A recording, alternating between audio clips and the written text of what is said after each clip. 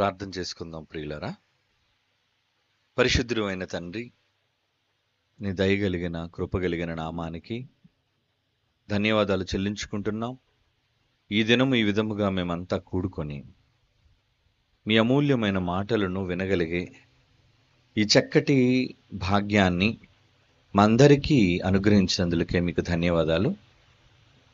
పిల్లలందరూ ఎంతో ఆసక్తితో దూర ప్రాంతాల నుంచి వచ్చి ఉండగా మా బ్రతుకులను వెలిగించి మీ అమూల్యమైన మాటలను మా అందరికీ నేర్పించవలసిందిగా ప్రార్థిస్తూ క్రీస్తు యేసు వారి పరిశుద్ధమైన నామంలో ఈ ప్రార్థన మీకు సమర్పించుచున్నాము తండ్రి, ఆమేన్. క్రీస్తునందు పరిశుద్ధులు ప్రియులు అయిన దేవుని పిల్లలైన మీ అందరికీ కూడా క్రీస్తు నామములో శుభాభివందనాలు. అలాగే కూడి వచ్చిన ఎందరో దైవజనులు, కాపరులు, సేవకులు వారికి, అదేవిధంగా నా కుమారుడు రామలింగం ఇక్కడ పరిచర్యను జరిగిస్తూ మీ మాటలు ఇక్కడ వినిపించాలి తండ్రి గారు అని అడిగినప్పుడు నిజముగా జ్ఞానం నేర్చుకున్న కుమారుడుగా, ఎదిగిన వాడుగా నేను చూచినప్పుడు ఎంతగానో సంతోషించాను. ఈ విధంగా మీ మధ్యకు రావటం, మిమ్మల్ని అందరినీ కలుసుకోవటం ఒక ధన్యత అని నేను కూడా ఎంచుకుంటున్నాను ప్రియులారా. మరి ఈరోజు ఏర్పాటు చేయబడిన కొన్ని పాఠాలలో ఒక పాఠాన్ని మనం ఆలోచిద్దాం దేవుని వాక్యం నుండి. అది పరిశుద్ధిని రక్తం వలన పరిశుద్ధ స్థలములో ప్రవేశం జరిగిందా అని. ఈ లేఖనాల పరిశోధనలో పరిశుద్ధిని రక్తము వలన పరిశుద్ధ స్థలములో మన ప్రవేశం జరిగిందా అన్న విషయాన్ని గూర్చి మనమంతా కలిసి ఆలోచిద్దాం బైబిల్ నుంచి. పరిశుద్ధ రక్తము అంటున్నాడు చూడండి. పరిశుద్ధ రక్తము అంటే పవిత్రమైనది, నిష్కల్మషమైనది, నిర్దోషమైనది అని అర్థం. ఈ పరిశుద్ధత అనే పదం మొట్టమొదట మనకు జన్మనిచ్చిన పరలోకపు తండ్రికి వర్తిస్తుంది. ఎందుకంటే ఆయన అత్యంత పవిత్రుడు, పరిశుద్ధుడు. నిజానికి మనమంతా ఒక పరిశుద్ధుడైన వాని గర్భాన్న జన్మించిన వాళ్ళం, ఒక పవిత్ర మూర్తి గర్భాన్న జన్మించిన వాళ్ళం. బైబిల్లో ఒక మాట చదువుకుందామా? పేతురు గారు రాస్తున్న మొదటి పత్రిక, మొదటి పేతురు పత్రిక, మొదటి అధ్యాయం 14, 15, 16 వచనాలు కూడా చదువుకుందాం. మొదటి పేతురు పత్రిక మొదటి అధ్యాయం 14, 15, 16. ఏనానా? నేను పరిశుద్ధుడనై ఉన్నాను గనుక మీరును పరిశుద్ధులై ఉండవలెనని దేవుడు రాయించాడట మన కోసం. ఎవరు పరిశుద్ధుడు? దేవుడు పరిశుద్ధుడట, కనుక మీరును పరిశుద్ధులుగా ఉండండి అని వ్రాయబడి ఉన్నది. కనుక మీరు విధేయులైన పిల్లలుగా, ఒకప్పుడు మనం తెలుసుకొనలేని, ఎరుగని అజ్ఞానపు దశలో ఆ రోజున్న మనకున్న ఆశలను అనుసరించి అలా మనం ప్రవర్తించకుండా, మిమ్మును పిలిచిన వాడు కూడా పరిశుద్ధుడు గనుక మీరును సమస్త ప్రవర్తన విషయంలో పరిశుద్ధులై ఉండుడి. ఇంకా చదివరా? 16 వచనం చదివరు నాన్న? కనుక నేను పరిశుద్ధుడును గనుక మీరును పరిశుద్ధులై ఉండండి అంటున్నాడు. మనల్ని పిలిచినవాడు పరిశుద్ధుడు గనుక మనం కూడా పరిశుద్ధులుగా ఉండాలి అన్న. ఇంతకీ ఏంటి పరిశుద్ధత? దేనివల్ల వచ్చేది పరిశుద్ధత? ఎందుకంటే మన పాఠంలోని పరిశుద్ధిని రక్తము వలన పరిశుద్ధ స్థలములోనికి ప్రవేశం జరగాలి. అసలు ఈ పరిశుద్ధత అనే పదానికి అర్థం మూలం మన తండ్రి అయితే ఆయన పరిశుద్ధుడు గనుక ఆయన గర్భాన పుట్టిన పిల్లలు కూడా పరిశుద్ధులుగా ఉండండి అంటున్నాడు. అంటే ఉండండి అంటున్నాడంటే మనం పరిశుద్ధులుగా లేమనా? ఆలోచించండి. నేను పరిశుద్ధుడు గనుక మీరును పరిశుద్ధులై ఉండుడ్డి అంటున్నాడు. నేను పరిశుద్ధుడు గనుక మీరును పరిశుద్ధులై ఉన్నారు అన్నాడా? లేదు. నేను పరిశుద్ధుని, మీరును పరిశుద్ధులుగా ఉండండి అంటే ఉండటం అనేది ఎవరి చేతిలో ఉంది? మన చేతిలో ఉంది. అంటే మనం పరిశుద్ధులుగా ఉండాలి. ఎందుకు మన పరిశుద్ధత ఏమైంది? ఏమంటే పుట్టినప్పుడు మనం పరిశుద్ధులం కాదా? పుట్టినప్పుడు పరిశుద్ధులమే. దేవాది దేవుని గర్భాన్న పుట్టిన పిల్లలుగా మనమంతా ఆయనకు పుట్టిన వాళ్ళమే కదండి. అందరికీ తండ్రి అయిన దేవుడు ఒక్కడే. మనందరికీ జన్మనిచ్చిన తండ్రి ఒక్కడే. ఆయన పరిశుద్ధుడు. మరి పరిశుద్ధిని గర్భాన్న పుట్టిన వాళ్ళు ఎలా ఉంటారు? పరిశుద్ధులుగానే ఉండాలి కదా. మరి పరిశుద్ధులుగా లేరా? లేరు గనుకనే మనలను తిరిగి పరిశుద్ధులనుగా చేయాలి అనే ఒక నిర్ణయానికి తండ్రి వచ్చాడు. ఏమండి? నిజానికి తండ్రి గర్భాన పుట్టాం గనుక మనం పరిశుద్ధులం. కానీ మన పుట్టిన తరువాత ఎదుగుదలలో మన పరిశుద్ధతను మనం పోగొట్టుకుంటున్నాము. ఎలా అంటారా? దేవుడట నరులని ఎలా సృష్టించాడు అని బైబిల్లో రాయబడిందో తెలుసా అండి? ప్రసంగి గ్రంథం 7వ అధ్యాయం 29వ వచనాన్ని చూడండి ప్రియులారా. ప్రసంగి గ్రంథం 7వ అధ్యాయం 29. యెహోవా అంటే తండ్రి, ఇది ఒకటి నేను కనుగొంటిని, ఏంటంటే దేవుడు నరులను యథార్థవంతులుగా పుట్టించెను గాని వారు వివిధములైన తంత్రములను కల్పించుకుని ఉన్నారు. అంటే ఆయన కనటంలో లోపం లేదు. ఆయన పరిశుద్ధుడు గనుక మనం పరిశుద్ధుని కడుపులో నుంచి పరిశుద్ధులుగానే పుట్టాము. కానీ మనం ఏం చేస్తున్నామంట? తంత్రాలను కల్పించుకుంటున్నట. వివిధములైన తంత్రములను కల్పించుకుంటున్నాం. దేవుడు ఏదైనా తోటలో ఆదామమ్మలు చేశాడు కదండి. వాళ్ళు చాలా పరిశుద్ధులండి. వాళ్ళలో ఏ నేరం లేదు. మంచివాళ్ళు, మన ఆది తల్లిదండ్రులు. కానీ వాడి పరిశుద్ధతను పోగొట్టుకున్నారు. ఎలా? దేవుడు చెప్పిన మాటను ధిక్కరించటం వలన. వాళ్ళ పరిశుద్ధత ఎలా పోయింది అనుకున్నారు? దేవుడు చెప్పిన మాటను వ్యతిరేకించటం వల్లనే. అంటే పరిశుద్ధత పోవడానికి కారణం ఆయన మాట వినకపోవటం. బాగా నోట్ చేసుకోండి ఇది. మనం పరిశుద్ధత పోగొట్టుకుంటున్నాము అంటే ఆయన మాట వినటం మానేసాము అని అర్థం. ఆయన మాట వినకపోతేనే మన పరిశుద్ధత పోతుంది. ఎలా పోయింది వాళ్ళకి పరిశుద్ధత? ఇదిగో నాయన, ఈ తోట చెట్ల ఫలములు అన్నీ తినండి, కానీ అదిగో మంచి చెడ్డలు తెలివినిచ్చే వృక్ష ఫలమును తినవద్దు అని దేవుడు చెప్పాడు. వెళ్ళిపోయాడు. అపవాది వచ్చింది. ఇది తినకూడదని దేవుడు మీతో చెప్పేనా? ఇది నిజమా? కాదు కదా. మీరు తినండి. మీరు తింటే దేవతల వలె ఉంటారు అని వారిని ఒక తప్పుడు మార్గంలోనికి నడిపించింది అపవాది. బలవంతం చేయలేదండి. ఏంటి? పండు తెంపి అపవాది ఆదాముకి అవ్వకి బలవంతంగా పెట్టిందా? లేదండి. మాట చెప్పిందంతే. మీరు తింటే దేవతలైపోతారని దేవుడు తినొద్దన్నాడు. మీరు చావనే చావరు, తింటే చచ్చిపోతారని దేవుడు చెప్పాడు. అదొచ్చి ఏం చెప్పింది? మీరు అసలు చావనే చావరు. అబద్ధం చెప్పింది. అది అబద్ధం. అబద్ధం. అవ్వ చూసింది, చెట్టును చూసింది, చాలా పండు బాగున్నట్టుగా ఉంది, కనులకు రమ్యంగా, చూపుకు అందంగా కనబడిందట. అయితే నేను దేవతనైపోతానా? నేను కూడా దేవుడు లాంటి దేవతనుగా మారిపోవాలి అనే ఒక దురాశ. చావను, చచ్చిపోతాడని దేవుడు చెప్పాడు. చావనైతే అంతే. చెట్టు దగ్గరికి వెళ్ళింది, పండు తెంపింది, తినేసింది, చూసింది, నేను చచ్చిపోలేదుగా, అంతే కదండి. పండు తెంపి కొన్ని ఎవరికి తీసుకొచ్చి ఇచ్చింది? ఆదాముకి ఇచ్చింది, భర్త గారికి, యజమానికి.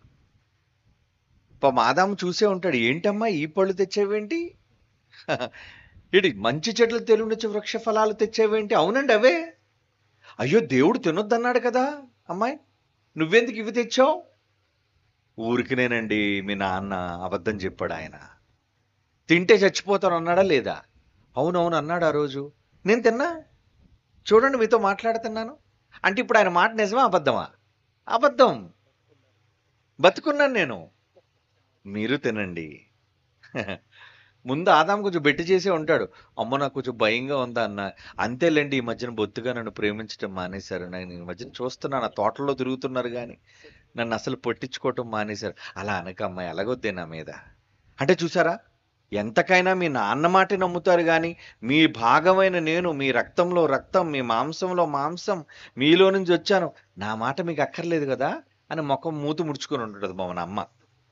అప్పుడు నాన్న భార్య మాట విని అనంది బైబిల్లో. దేవుడు బైబిల్లో ఏమి రాయించాడు? తర్వాత దేవుడు వచ్చాడు తినేసిన తర్వాత. అవ్వమ్మ గారు పండిచ్చారు, ఆదం గట్టిగా తినేశాడు, కళ్ళు తెరవబడ్డాయి, బట్టలు ఏమని తెలుసుకున్నారు, ఏవో ఆకులు తెచ్చుకొని చుట్టుకున్నారు. దేవుడు వచ్చాడు ఆదాముతో ఏమంటున్నాడు? నీవు నీ భార్య మాట విను. ఆదికాండం 3వ అధ్యాయం 17వ వచనం. ఆదికాండం 3వ అధ్యాయం 17వ వచనం.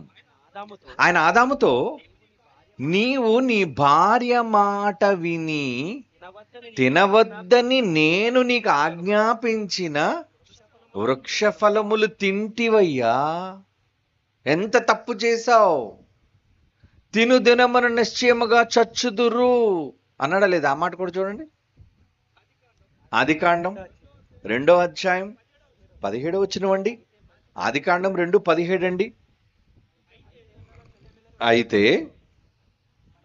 మంచి చెడ్డల తెలివినిచ్చు వృక్ష ఫలములను తినకూడదు, నీవు వాటిని తిను దినమున నిశ్చయముగా చచ్చెదవు, నరులకు ఆజ్ఞాపించను దేవుడు చెప్పాడండి. ఇప్పుడు ఎవరి మాట నిజమన్నట్టుగా కనబడుతుంది చూసారా? అపవాది చావరు అని చెప్పిన మాటే వీళ్ళకి గట్టిగా వినబడింది.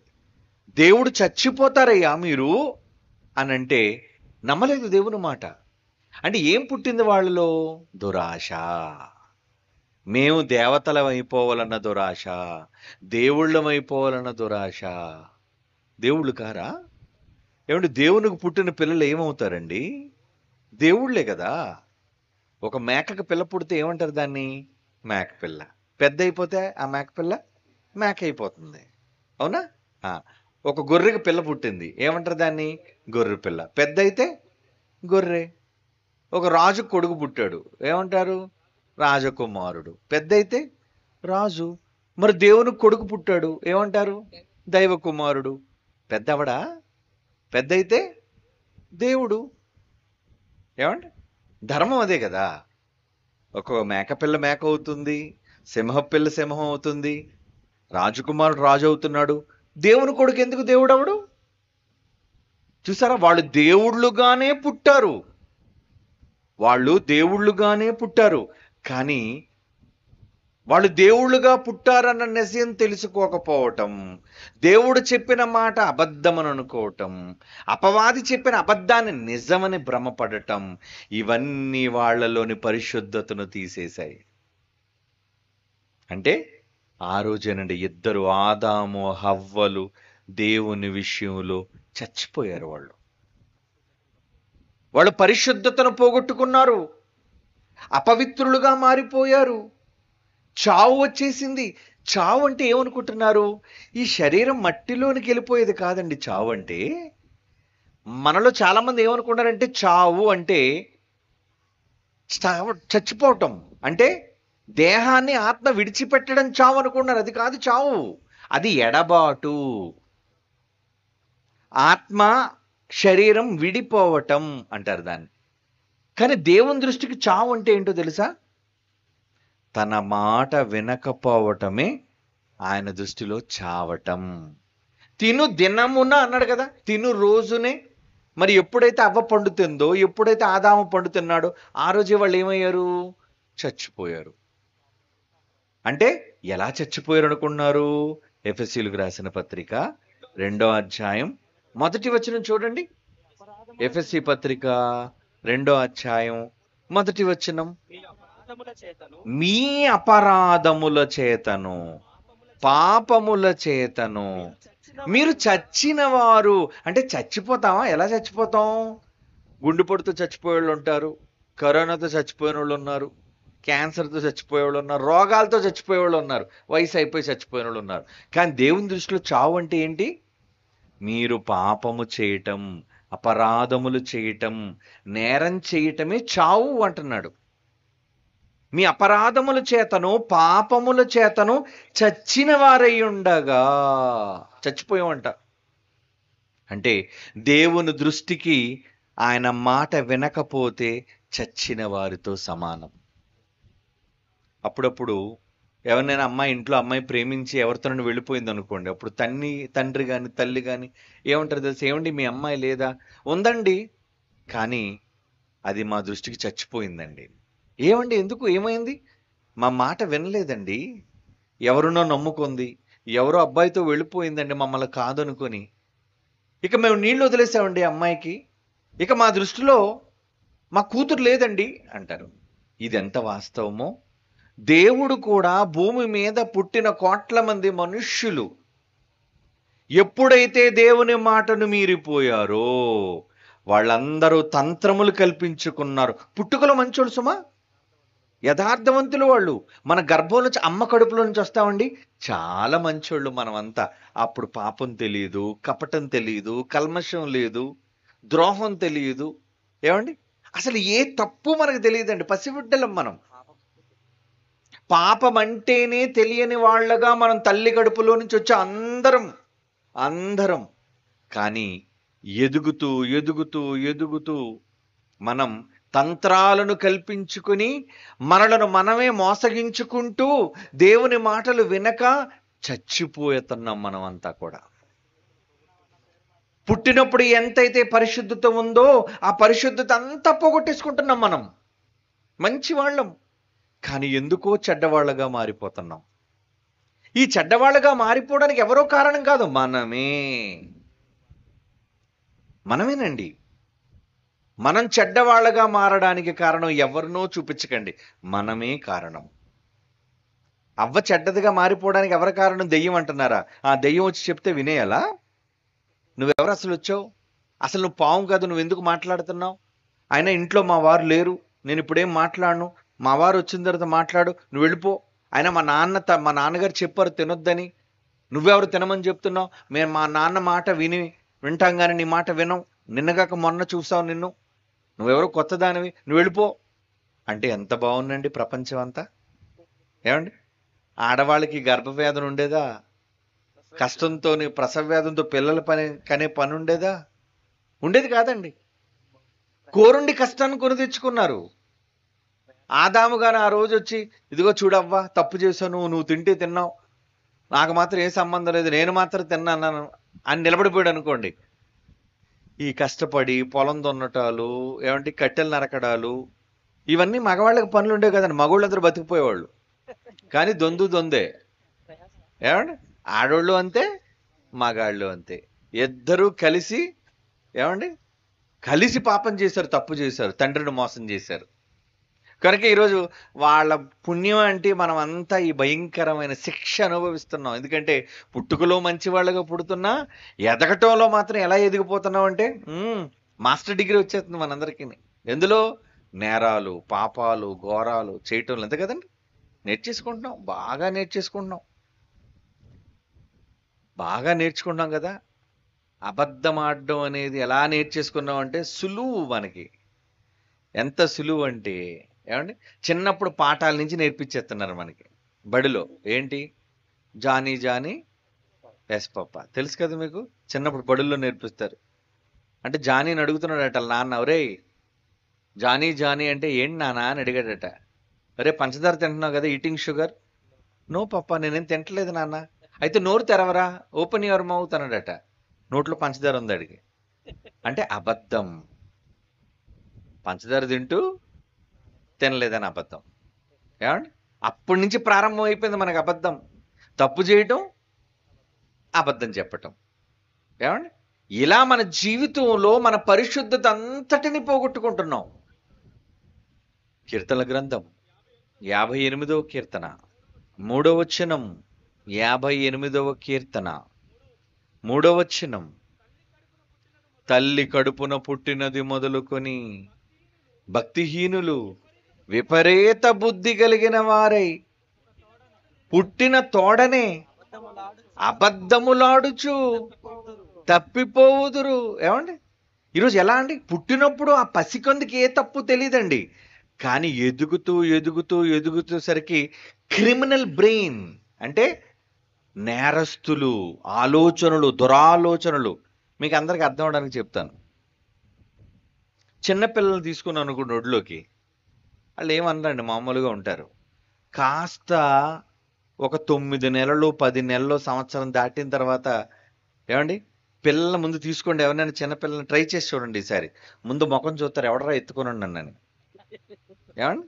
వాళ్ళ అమ్మ ముఖం తెలుసు, వాళ్ళ నాన్న మొహం తెలుసు, బాగా తెలుసు వాళ్ళకి. ఏమండి? కొత్తోడు మొహం చూడగానే మనం ఏమనమండి, వాళ్ళు కొట్టం గిల్లం ఏమీ చెయ్యం. చక్కగా నవ్వు ముఖంతో దా బుజ్జి దా కన్నా అని తీసుకుంటాం. ఏమండి? తీసుకుని వెంటనే సీరియస్గా మన ముఖం చూస్తారు పైనుంచి కింద వరకు. ఈడెవడో పాకిస్తాన్ వాళ్ళలో ఉన్నాడు, ఈడు మన శత్రువులోకి ఉన్నాడు అని చెప్పి వెంటనే ఏం చేస్తారు, కేవ్వమని ఏడుపండి. ఇంకంత ఎవరన్నారు, ఎవరేమన్నారు? నిన్ను గిల్లారా, కొట్టారా, బెత్తంతో వాయించారా? ఎందుకు ఏడుపు? ఏమన్నారని ఏడుపు? అంటే ఏంటి వచ్చిందనమాట?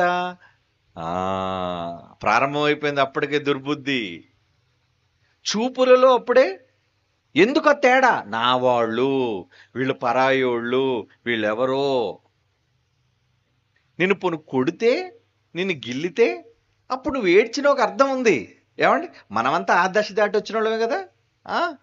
ఆ చిన్న వయసులో, సంవత్సరం వయసులో ఎంత ముదిరిపోతే ఏమండి, 12, 20, 25, 30 వచ్చేసరికి ఇంకా అలాగా ముదురు బెండకాయ ఇంకా ముదిరిపోతుంటుందండి. ఏమండి? ఇప్పుడు ఇంచుమించు భూమి మీద ఉన్న మనం అంతా మహాముదురులు. ఏమండి? బాగా ముదిరిపోయాం. ఎందులో ముదిరిపోయాం? ఏమండి? అబద్ధంలో, చెడులో, పాపంలో, దేవుని వ్యతిరేకించటంలో. ఏమండి? నేర్చేసుకుంటున్నాం మనం అవి. దానికి తోడు ఈరోజు ఉన్న సినిమాలు. ఏమండి? ఈరోజు వాళ్ళు వేసే వేషాలు, వాళ్ళు రాసే పాటలు. అవునా కదా? అందులో వాళ్ళ ప్రభావం మన మీద ఎక్కువ ఉంటుంది. ఆడికని జోబి చింపేసుకున్నాడు అనుకోండి, మనం 2 జోబులు చింపుకుంటాం మనం. ఏమండి? వాడు ప్యాంటు ముడుగు దగ్గర చింపుకున్నాడు అనుకోండి, మనం ముందు వెనకాల కూడా చింపేసుకుంటాం మనం. అంటే ఏంటి? వాళ్ళ ప్రభావం. ఏమండి? ఒక దేవుడి పాట నోటంపటి రాదు, కానీ ఒక సినిమా పాట వైరల్ అయిందంటే మాత్రం ముసలోడని లేదు, చిన్నని లేదు, పెద్దని లేదు, అందరి నోట అదే పాట. ఆహా, ఎంత గొప్ప పాట! ఇలాంటి రచనలు వాళ్ళు చేస్తూ, ఇలాంటి పాఠశాలల్లో. ఏమండి? సినిమాలంటే ఏంటనుకున్నారు? పెద్ద పాఠశాలలు అవి, బడులు. ముసలోడు, చిన్నోడు, పెద్దోడు అందరు కలిసి చూస్తుంటారు బొమ్మ. ఆ బొమ్మను చూసి ఏం చేస్తారు? నేర్చుకుంటున్నారు. ఏమండి? మేము సినిమాలకి వెళ్ళమండి అన్నోళ్ళు సీరియల్ చూసి నేర్చుకుంటారు ఇంట్లో ఆడోళ్ళు. అవునా? అందులో ఏమున్నాయి? అందులో దైవభక్తి, ప్రశాంతత, మంచి ఇవేమీ లేవండి. పోనేదో సినిమాల్లోనంతా వైలెన్స్, భయంకరమైన దాడులు, రక్తపాతాలు, నరుక్కోవడం ఉన్నాయనుకుంటే సీరియల్లోనూ అదేనండి.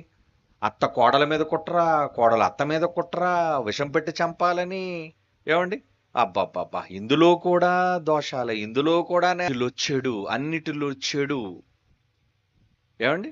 నీళ్లున్నాయి కానీ మంచి నీళ్ళేనా అని అడుగుతా. మంచి నీళ్ళేంటి అంటే నీళ్ళలో మంచి లేదు, ఏది పడితే అది కలిపేస్తున్నారు. పాలున్నాయండి, ఏం పాలు అవి? ఏమండి? స్వచ్ఛమైన పాలేనా? అందులో కల్తీ. మందులు మంచివేనా? మందుల్లో కల్తీ, పాలలో కల్తీ. ఏమండి? పంటల్లో కల్తీ. అంత మోసం, దగ, కుట్ర, ద్రోహం ఇవే. అంటే లోకం అంతా ఎలా తయారైపోయింది చూడండి. ఒక పరిశుద్ధుడి కడుపును పుట్టిన పిల్లలు వీళ్ళంతా. ఎవరు? మనమంతా ఎవరు? మంచి పరిశుద్ధుడండి, ఏ పాపము ఎరుగని, ఏ దోషము లేని, ఏ కల్మషము లేని ఒక ఉన్నతమైన తండ్రికి పుట్టిన పిల్లలు మనం ఎలా తయారయ్యామంటే, పండిత కడుపున ఎవరు పుట్టారటండి? పరమసొంట పుట్టాడట. పెద్దలు చెప్తుంటారు సామెత, పండిత పుత్ర సొంఠ. ఏమండి, ఒక పండితుడి కడుపును పండితుడు పుట్టాలి కదండి. అంటే ఈరోజు దేవాది దేవుడైన పరిశుద్ధ దేవుని కడుపును పుట్టిన మనం అంతా ఎలా తయారైపోయాం? సొంఠలుగా మారిపోయాం అనమాట, అపరాధులుగా మారిపోయాం. ఒకరు కాదండి, అందరూ అంటాడు. అందుకే ఏ భేదము లేదు. రోమపత్రిక 3వ అధ్యాయం చూడండి. ఏదో పాపం కొందరు ఇద్దరు ముగ్గురు చేసి కోట్ల మంది బాగున్నారు అనుకుంటే బాగుందండి.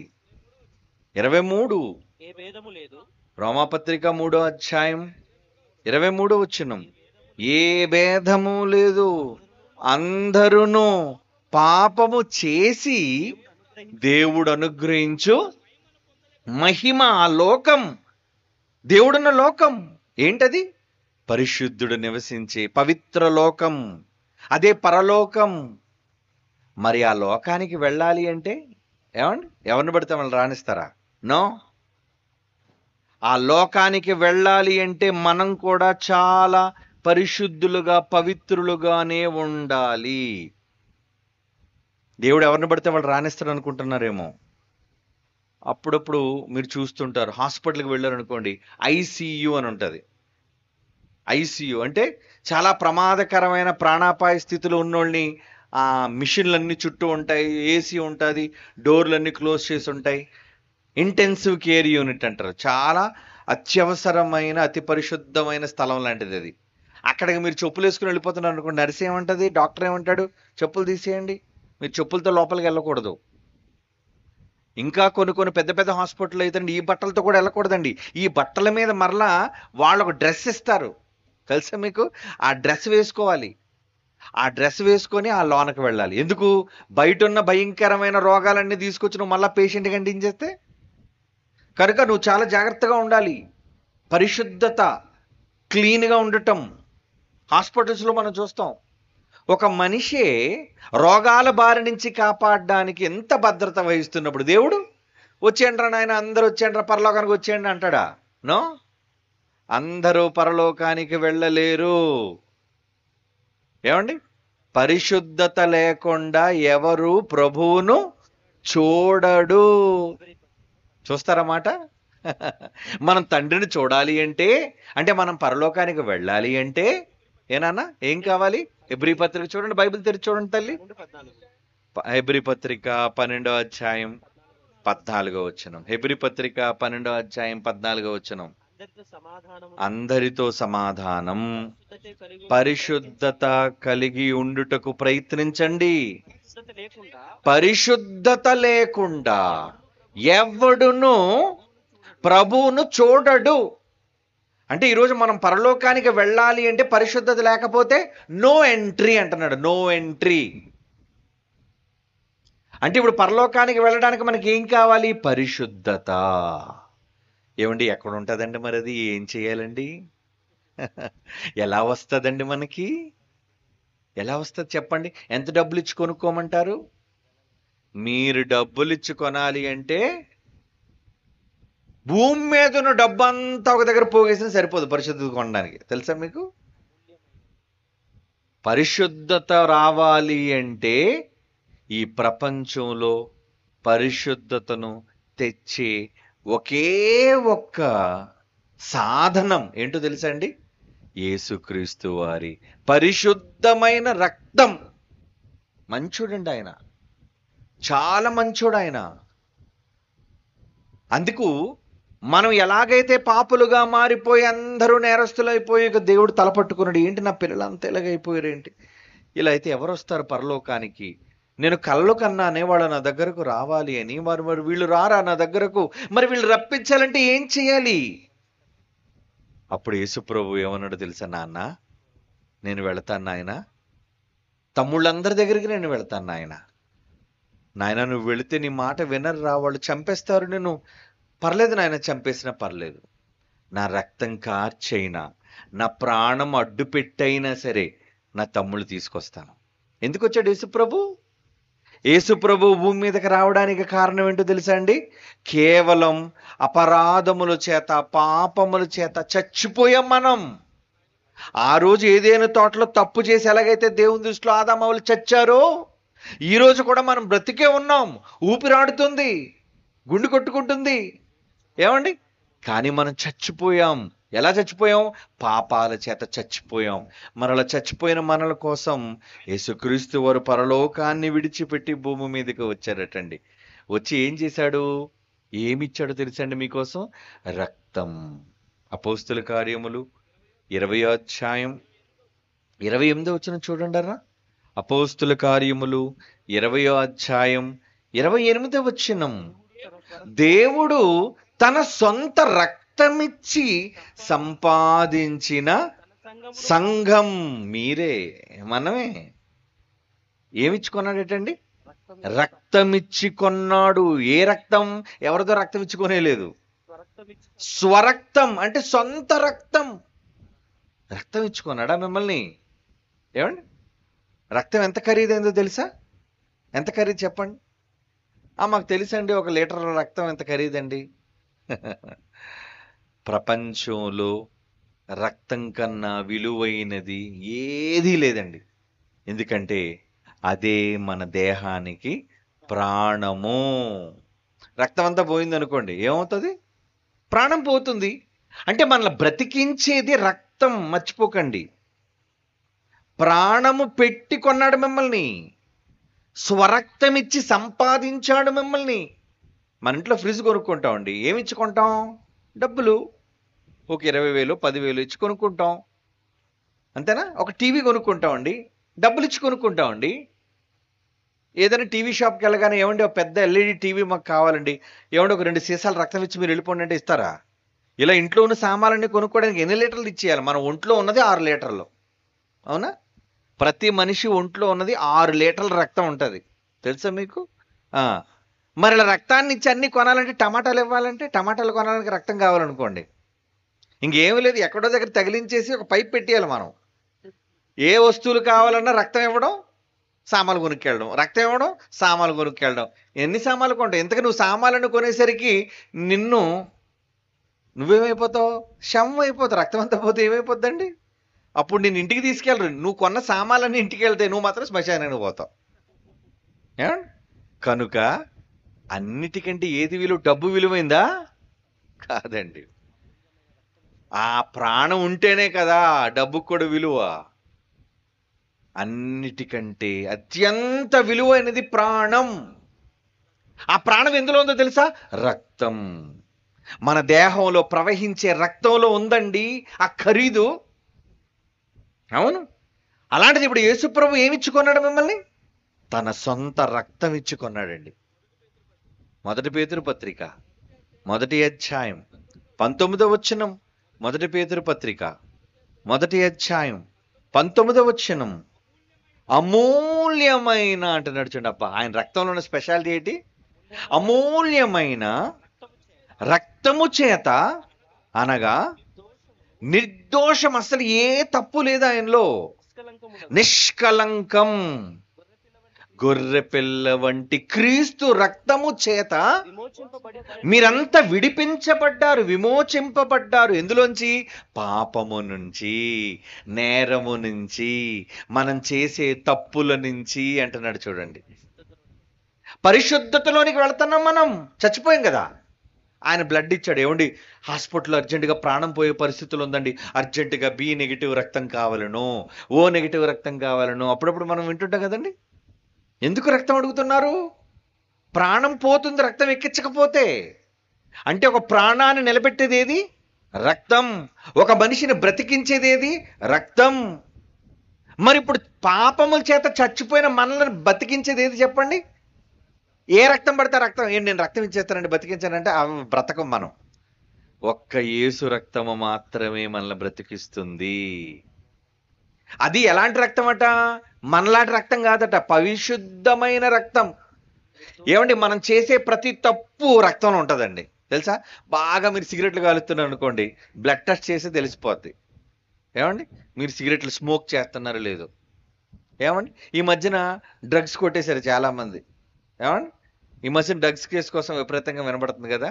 ఆ మైక్ పెట్టి అడుగుతారు, మీరు డ్రగ్స్ తీసుకున్నారంటే అబ్బాయి నేను ఎప్పుడు డ్రగ్స్ తీసుకోలేదండి, డ్రగ్స్ తీసుకోవడం చాలా తప్పండి, నేరం అండి అంటున్నారు. అప్పుడు పోలీసు వాళ్ళు ఏం చేశారు, తీసుకెళ్ళండి బాబు రక్త పరీక్ష చేయించండి అనేసరికి బ్లడ్ తీసి బ్లడ్ శాంపుల్ టెస్ట్ చేసరికి రక్తం చెప్పేసిందండి ఏమని, ఆ ఈవిడ కానీ ఈయన కానీ బాగా ఏం కొట్టారు, డ్రగ్స్ తీసుకున్నారు.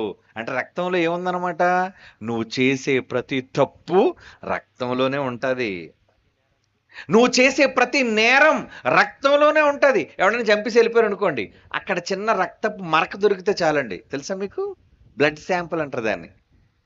ఇక్కడ ఎవడొచ్చాడు, ఎవడెక్కడ హత్య చేశాడు అనేది మీ రక్తం ఉంటే చాలు పట్టేస్తుంది, మిమ్మల్ని అప్పచెప్పేస్తుంది. ఎందుకంటే మీరు చేసిన తప్పు ఆ రక్తంలో ఉంటుంది గనుక. అవునండి.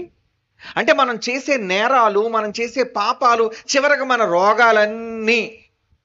అందుకే చూడండి, ఏ జబ్బు తేలాలన్నా డాక్టర్ ఏం చేస్తాడు, రక్త పరీక్ష చేయించండి అంటాడు. ఎందుకు రక్త పరీక్ష చేయించాలి, నీ రోగాలన్నీ రక్తంలో ఉంటాయి కాబట్టి. ఏమండి అంటే మనం చేసిన తప్పులన్నీ మన రోగానికి మన రక్తంలోనికి వచ్చేస్తే, ఇప్పుడు ఆ రక్తాన్ని పరిశుద్ధపరిచేది ఏది, అప్పుడు యేసు ప్రభు డోనర్గా వచ్చేటట్టండి. అందరూ చచ్చిపోయాం, శవాలుగా ఉన్నాం, గుండు కొట్టుకుంటుంది. ఏమండి రక్తం ఎక్కించాలి అర్జెంటుగా, పాపులుగా చచ్చిపోయాం మనం అంతా.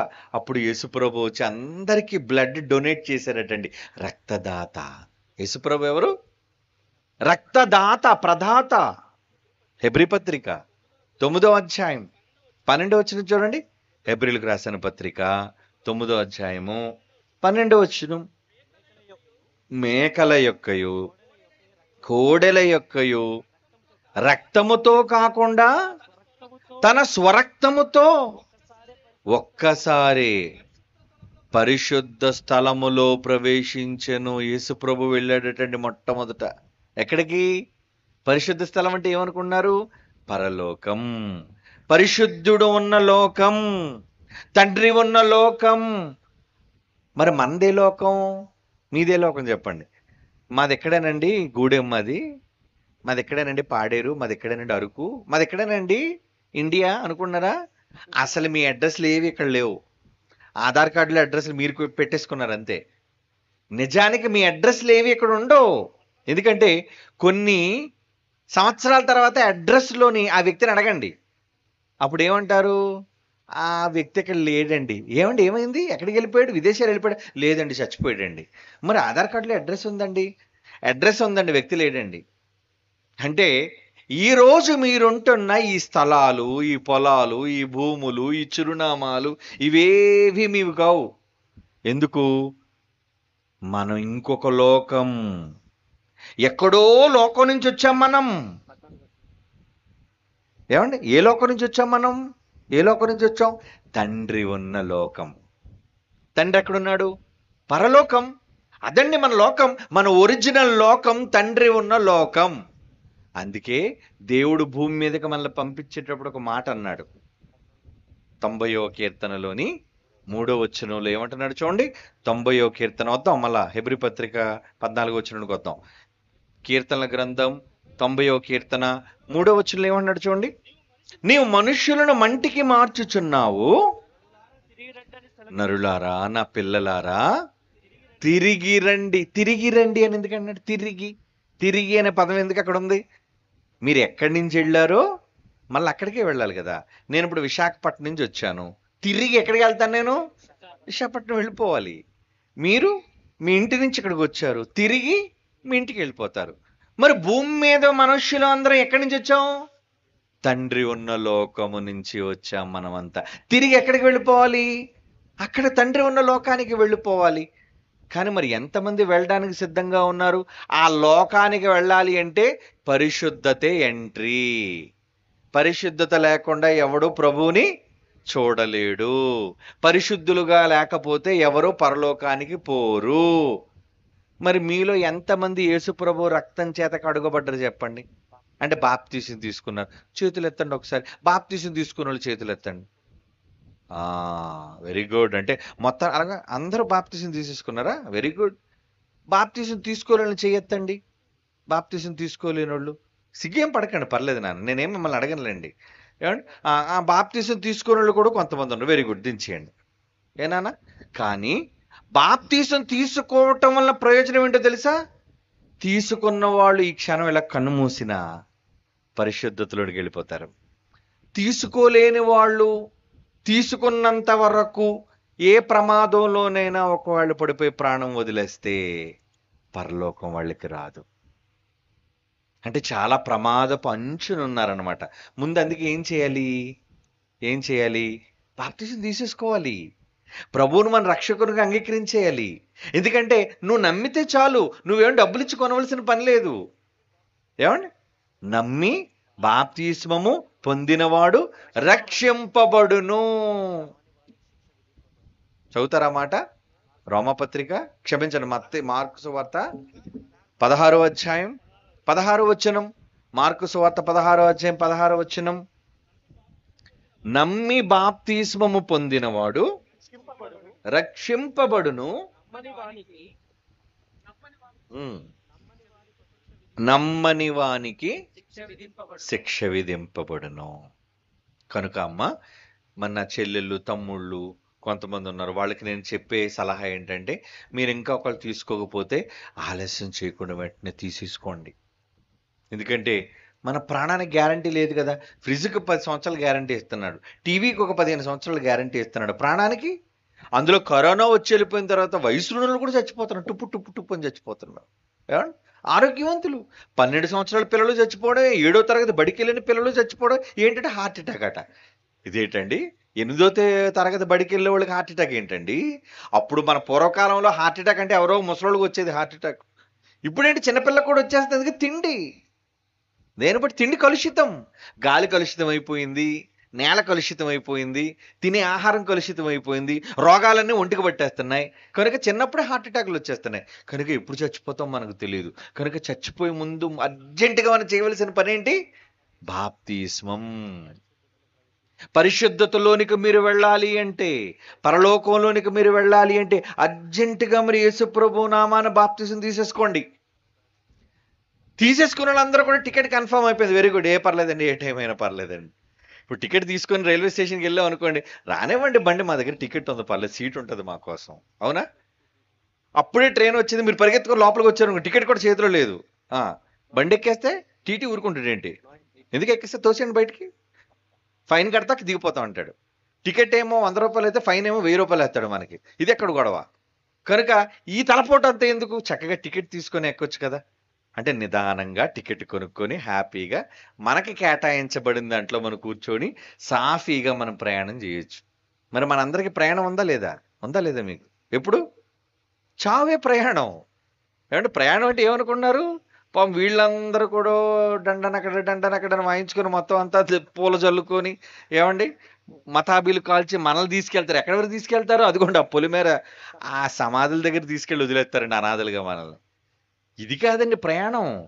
కన్ను మూసిన మరుక్షణమే చాలా దూరం వెళ్ళిపోవాలి. ఈ దేశాలు దాటడం కాదు, ఈ లోకాన్ని దాటడం కాదు, ఈ విశ్వాన్ని దాటి వెళ్ళిపోవాలి మనం. చాలా పెద్ద ప్రయాణం. మరి ఆ ప్రయాణంలో మీరు వెళ్ళాలి అంటే టికెట్ కన్ఫర్మ్ చేసుకోలే వద్దా? ఏమండి, పాపం లోకంలో ఉన్న వాళ్ళందరూ కూడా ఎవరైతే యేసు ప్రభు నామంలో బాప్తిసం తీసుకోలేదో టికెట్ లేదు. టికెట్ లేని ప్రయాణం నేరము, అవునా కాదా? ఏమండి, టికెట్ లేకుండా ఏదో పట్టుకుని ఎలబడిపోతాను వెళ్ళిపోతానండి అంటే ఎలాగ వెళ్ళిపోతారు? ఏమండి, పాపం టికెట్ లేకుండా ఎవడో ఎక్కేసాడు మనలాంటాడు. ఈలోపు టీటీ వచ్చాడు, ఎవడరా ఎవడో. ఏంటి, బైబిల్లో ఉందండి ఈ మాట. నేను నా కోసం చెప్పట్లేదు, చూపించమంటారు మీకు. ముందు ఆ మాట చూపిస్తానండి, కొంచెం ప్రశాంతంగా ఉంటుంది మనకి. మత్తయి సువార్త 22వ అధ్యాయం 11వ వచనం చూడండి. మత్తయి సువార్త 22వ అధ్యాయం ఆ మాట చదవండి. 22:11. రాజు కూర్చుండవాని చూడ లోపలికి వచ్చాడు. అక్కడ ఎవడో ఒకడు డ్రెస్ లేకుండా, అంటే టికెట్ లేకుండా ఉన్నాడు. ఒకడిని చూచి, మిస్టర్ బ్రదర్, ఏంటి నీ దగ్గర టికెట్ ఏది? ఎలా వచ్చేసావు ఇక్కడికి? అని అడగ్గా ఆడు సైలెంట్గా ఉన్నాడు మనలాటాడు. ఎందుకంటే ఏదో దాను మొత్తానికి కింద నుంచో అడుగు నుంచో దొంగచాడుగు దూరం వచ్చేసాడు ఆడు. అప్పుడు వెంటనే ఏం చేశాడు, పోన్లేండి రా ఈ టికెట్ కట్ చేసి ఇచ్చేయండి రా డబ్బులు తీసుకొని అన్నాడా. అంతట రాజు ఏం చేశారట, ఎవరెక్కడా మహాప్రభు చెప్పండి, అర్జెంటుగా కాళ్ళు చేతులు కట్టేయండి. కట్టేసి ఏం చేయమన్నాడు, వెలుపట చీకటిలోనికి తోసేయండి. గౌరవంగా తీసుకెళ్లి కూర్చోబెట్టడం కాదు, అలా తోసిమన్నాడు. ఇదేంటంటే తోసాడు. పోలీసులు దొంగని ఎలా తీసుకెళ్తారు, అయ్యా నమస్కారం అండి పదండి పోలీస్ స్టేషన్ కంటరా, పదరా అని మెడమేచ్చి పద. అది ఎంత గౌరవం ఏమండి. అంటే చచ్చాక టికెట్ లేకుండా ఒకవేళ మనం వెళ్ళిపోదాం అనుకుంటే అలాంటి గౌరవం ఉంటుంది మనకి. ఎలాంటి గౌరవం, మెడమే చేసి తోసేయడం అంటారు దాన్ని. దేవుడు కూడా ఏం చేస్తారట, కాళ్ళు చేతులు కట్టి తోసేస్తే ఏమంటే మామూలుగా మెడమే చేసి తోస్తే ముందుకు పరిగెట్టుకుంటూ వెళ్ళిపోతామండి. కాళ్ళు కట్టేస్తే ఎక్కడ పడిపోతాం, నడగలమండి ముందుకి. అంటే ముందుకు పడగానే ముందు ముక్కు చిదిగిపోతాం మనకి, ఎత్తుపడుంటే పళ్ళు ఊడిపోతాయి మనకి, అవునా. కనుక గాయం అలాంటి పరిస్థితి అటండి. అర్జెంటుగా వీడి కాళ్ళు చేతులు కట్టి వెలుపట చీకటిలోనికి త్రోసేయండి. అక్కడ ఏముంటది, గానా భజన లేదు అక్కడ. పాపం చాలా మంది ఏమనుకుంటారంటే పరలోకం అనగానే రంభా ఓరసి మేనక, ఎన్నో గొప్ప గొప్ప డ్యాన్సులు డీజేలు, ఏమండి ఏమండి ఏ డ్యాన్సులు పిచ్చోడికైతే అది కనబడుతుంది, భోజనం పిచ్చోడికైతే అన్ని బిర్యానీలు అన్ని భోజనాలు అన్ని మాంసాలు ఆడికి అది కనబడుతుంటది. ఇలా ఒక్కొక్కరు ఒక పిచ్చి, ఆ పిచ్చితోనే బతుకుతున్నారు లోకంలో ఉన్న వాళ్ళందరూ కూడా. ఈ పిచ్చి అంతా కుదిరిపోయి ఒకే ఒక రోజు ఏంటంటే మన చావు. ఏమండి, ఎప్పుడైతే మనం చచ్చామో అప్పుడు మనకి పెళ్లి జరిగినట్టే. ఏది అసలు పెళ్ళి అదే.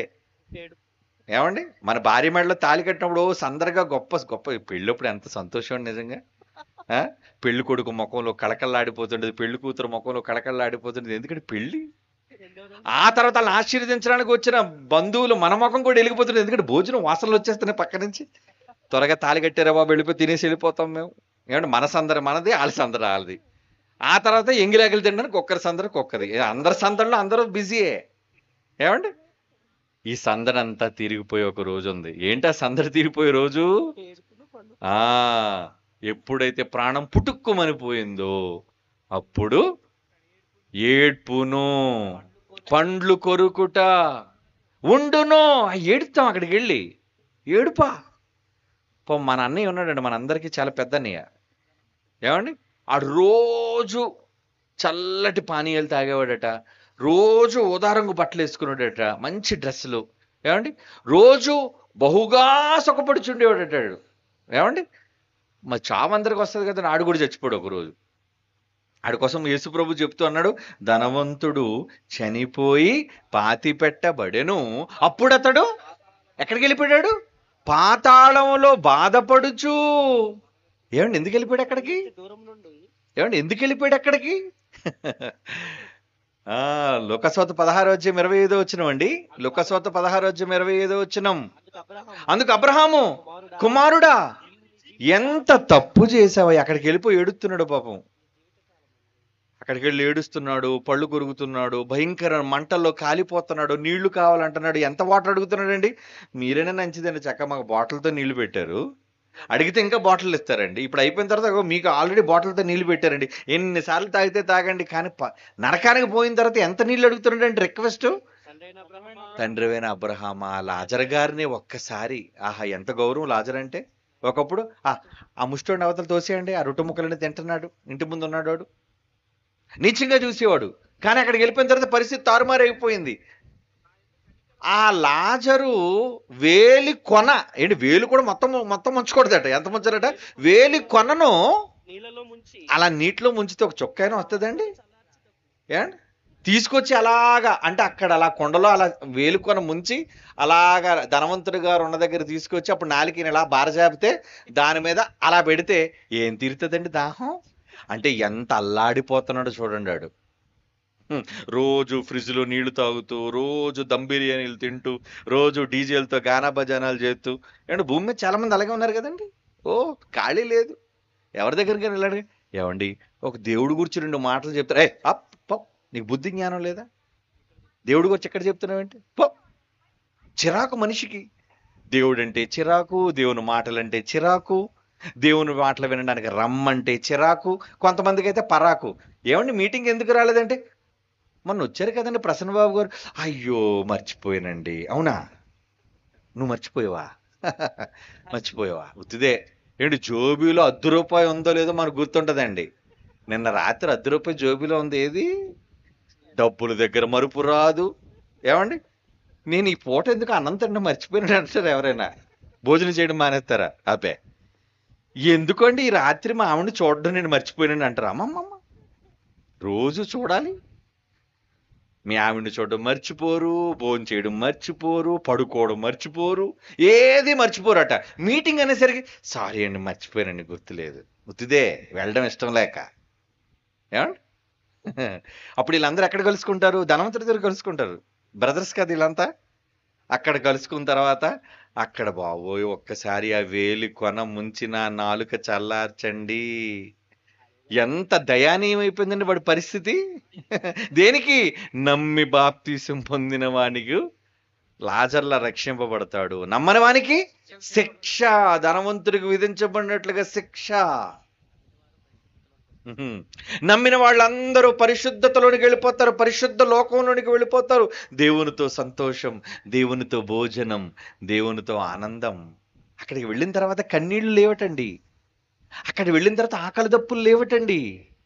పరలోకం అంటే ఏమనుకుంటున్నారు? ఏడు భూమి మీద ఉన్నట్టుగా మళ్ళీ అక్కడికి వెళ్ళిన తర్వాత ఆకలేసింది అనుకోండి, ఇంకెందుకండి? మళ్ళా వండుకోవాలా, అక్కడ మళ్ళా పొయ్యి వెలిగించాలా, అక్కడ మళ్ళా మేకను కొయ్యాలా? ఇవన్నీ ఎవడు చేస్తారండి బాబు? మనకి వద్దు. అసలు ఆకలే లేదు. ఏమండి, అసలు బాధే లేదు, కన్నీళ్లే లేవు, అవసరతలే లేవు. అన్ని సమృద్ధిగా ఉండే లోకం ఆ మహాలోకం. అది పరిశుద్ధుడు ఉండే లోకం. మరి అక్కడికి వెళ్తారా? వెళ్తామండి. మరి టికెట్ ఏది? టికెట్ టికెట్ టికెట్ అడుగుతున్నాడు, లేదు. టికెట్ లేదు చాలా మంది దగ్గర. కనుక చాలా జాగ్రత్తగా టికెట్ తీసుకోండి. పాపం టికెట్ తీసుకుని అనుకున్నారు, అమ్మయ్య మాకు టికెట్ వచ్చిందండి, ఏ ప్రాబ్లం లేదు, హ్యాపీగా వెళ్ళిపోతాం అనుకున్నారు. లేదు లేదు లేదు, మీకు ప్రమాదం ఉంది. ఇది ఎక్కడ కూడా అండి, ఎప్పటివరకు వాళ్ళకి ప్రమాదం అనుకుంటే మాకు కూడా ప్రమాదం ఉంది అన్నారేంటి? మీరు టికెట్ తీసుకున్నారు అంతే, మరి ట్రైన్ ఎక్కాలా వద్దా? టికెట్ జేబులో ఉంది, ప్లాట్ఫామ్ మీద పడుకుని పోయారు అనుకోండి, ఏమైపోతారు? ఏమండి, టికెట్ కొన్నారు, మళ్ళీ ఫస్ట్ ఏసీ టికెట్ కొనుక్కున్నారు, చక్కగా జోబులు పెట్టుకున్నారు. ఏదో ట్రైన్ ఒక అరగంట ఆలస్యమైంది, సరేనండి చల్లగా పడుకున్నారు మీరు ఫ్యాన్ కింద. ట్రైన్ వచ్చింది, వెళ్ళిపోయింది. ఏం చేస్తారు? నా టికెట్ ట్రైన్ ఏది అని ట్రైన్ వెళ్ళిపోయింది, ఇంకేం చేస్తారు? ఏమండి, టికెట్ కొనుక్కున్నంత మాత్రాన్ని సరిపోదు. ఇప్పుడు టికెట్ కొనుక్కున్న వాళ్ళ కోసం చెప్తాను నేను. ఏమంటే ఇప్పటివరకు టికెట్ లేని వాళ్ళ కోసం చెప్పాను కదా. ఇప్పుడు టికెట్ కొనుక్కున్న వాళ్ళు చాలా మంది, ఎక్కువ మంది ఆలే, 90% మంది చేతులు ఎత్తేసారు. అవునా? ఇంతకీ మీకు భర్త కన్ఫర్మ్ అయ్యిందా? ఏమండి, పరలోకంలో మీకు చోటు గ్యారంటీ అయ్యిందా లేదా? అప్పుడప్పుడు చూడండి, టికెట్ కొన్న తర్వాత కూడా మళ్ళీ లిస్టులో మన పేరు ఉందో లేదో చూస్తాడు. ఎందుకంటే టికెట్ ఇస్తాడు ముందు మనకి, కానీ భర్త కన్ఫర్మ్ అవ్వలేదు అన్నాడు. ఇదేంటిది? టికెట్ కొన్నాం, మళ్ళీ భర్త కన్ఫర్మ్ అవ్వకపోవడం ఏంటి? ట్రైన్లు ఎక్కారు ఎప్పుడైనా మీరు? ఎక్కే ఉంటారులేండి. కనుక పరలోకానికి వెళ్ళాలి అంటే బాప్తీసం ఒక టికెట్ అయితే, ఆ టికెట్ని మీరు స్థిరపరుచుకోవాలి. మరి స్థిరపరుచుకోవాలంటే ఏం చేయాలి? దేవుడు చెప్పిన మాటల ప్రకారంగా మీరు చెయ్యాలి. మీరు చచ్చిపోయినంత వరకు టికెట్ పోగొట్టుకోకుండా, అంతేనా? కొన్ని టికెట్ కూడా పడేశారు అనుకోండి, ట్రైన్ ఎక్కనెవరు. ఏమండి, ట్రైన్ వచ్చినంత వరకు టికెట్ని జాగ్రత్తగా కాపాడుకుంటూ ట్రైన్ ఎక్కాలి. ఇప్పుడు ఇంతకీ టికెట్ కొనుక్కున్నాం, కానీ బాప్తీసం తీసుకున్న వాళ్ళందరి దగ్గర టికెట్లు ఉన్నాయి. ట్రైన్ వచ్చిందా రాలేదా మీరు చెప్పండి? ట్రైన్ వచ్చిందా? ఎక్కడొచ్చింది ట్రైను? ట్రైన్ రావాలంటే యేసుప్రభు రావాలి మనల్ని తీసుకెళ్ళడానికి. అది ట్రైన్ రావడం అంటే. లేదా లేదా మీరైనా ముందు బకెట్ తినేయాలి ముందు, అదే కదా టికెట్. అంతే కదా. లేదు, యేసుప్రభు అయినా వస్తే మనం అంతా వెళ్ళిపోతాం, లేదంటే ఆయనకంటే ముందు మనమైనా చచ్చిపోతాం. కానీ చచ్చిపోయే లోపు ఏమవ్వాలి? టికెట్ని కన్ఫర్మ్ చేసుకోవాలి. చేసుకోవాలంటే ఏం చేయాలి? దేవుడు చెప్పిన మాటల ప్రకారంగా నడుచుకోవాలి, పరిశుద్ధులుగా జీవించాలి. మరి బాప్తీసం తీసుకుని మీరు అందరు పరిశుద్ధులుగా ఉన్నారా? ఉండాలి. పరిశుద్ధులుగా ఉండడం అంటే ఏమనుకున్నారు? పరిశుద్ధులుగా ఉండడం అంటే దేవుని మాట ప్రకారంగా చెయ్యటం. దేవుడు బైబిల్లో చెప్పిన వాటి ప్రకారంగా మీరు నడుచుకోవటం పరిశుద్ధులుగా ఉండటం అంటే. ఏమండి, బాప్తీసం తీసుకున్న తర్వాత కూడా మనం పరిశుద్ధులు కావండి. ఎలా అంటారా? మనందరం నేరస్తులం. ఎలాంటి నేరస్తులు అయిపోతున్నాం తెలుసండి? ఆలోచనలో నేరస్తులం, మాటలలో నేరస్తులం, చూపులలో నేరస్తులం, మన నడతలో నేరస్తులం, మన క్రియలలో పనులలో నేరస్తులం. మరి ఇందులో నేరస్తులేనా? మళ్ళా ప్రమాదమే మనకి. ఏమండి, చాలామంది ఏమనుకున్నారంటే, మేము బాప్తిజం తీసేసుకున్నాం కదండి, చచ్చిపోతే పరలోకానికి వెళ్ళిపోతాం. ఎవరన్నారు పరలోకానికి వెళ్ళిపోతారని? తీసుకున్నంత వెళ్ళిపోతారు. అదే టికెట్ కొన్నామండి, టికెట్ కొన్నారంతే, అప్పుడే హైదరాబాద్ వెళ్ళిపోయారా? లేదు కదా. ట్రైన్ రావాలి, మీరు ట్రైన్ ఎక్కాలి, వచ్చిన మధ్యలో స్టాప్లో దిగిపోకుండా మీరు బెర్త్ మీద ఉండాలి. అంతేకాదు కనపడిన చోటాలు మీరు దిగిపోతున్నారు అనుకోండి, వెళ్ళి ట్రైన్ వెళ్ళిపోతే మీరేం వెళ్తారు? గమ్యస్థానం. ఏమండి, కనుక గమ్యానికి చేరాలి అంటే చివరి వరకు ఓపికగా ఉండాలి ఉండాలి. మరి దేవుడు చెప్పినంత వరకు కూడా మీరు సహనం కలిగి, దీర్ఘశాంతం కలిగి, దేవుడు చెప్పిన పనులను చేస్తూ ఉండాలి. మరి చేస్తున్నావా ఆయన చెప్పిన పనులు? 1 యోహాను పత్రిక 1వ అధ్యాయం 9-10 వచనాలు. ఏమండి, 1 యోహాను పత్రిక 1వ అధ్యాయం 9-10 వచనాలు. టికెట్ కొనుక్కునే కోసం చెప్తున్నాడు చూడండి. ఇక్కడ మన పాపములను ఒప్పుకొనిన ఎడల ఆయన నమ్మదగినవాడు, నీతిమంతుడు కనుక ఆయన మన పాపములను క్షమించి సమస్త దుర్నీతి నుండి మనలను పవిత్రులనుగా చేయును. మనము పాపము చేయలేదు అని చెప్పుకుని ఎడల ఆయనను అబద్ధికులుగా చేయువారు మగుదుము. ఏమంటే, బాప్తిజం తీసుకున్న తర్వాత మనం పాపం చేస్తున్నామా లేదా? బాప్తిజం తీసుకున్న తర్వాత కూడా పాపం చేస్తున్నామండి. చాలా సందర్భాల్లో తప్పులు చేస్తున్నాం. మనం తప్పులు చేసేస్తూనే ఉన్నాం. మన స్వభావం మారలేదు. ఏమండి, ఏదో పాస్టర్ గారు తీసుకోమన్నారు కాబట్టి తీసేసుకున్నామండి, ఇంట్లో అమ్మా నాన్న తిడుతున్నారు కాబట్టి తీసేసుకున్నామండి. నో, అందుకు మీరు తీసుకోవటం కాదు.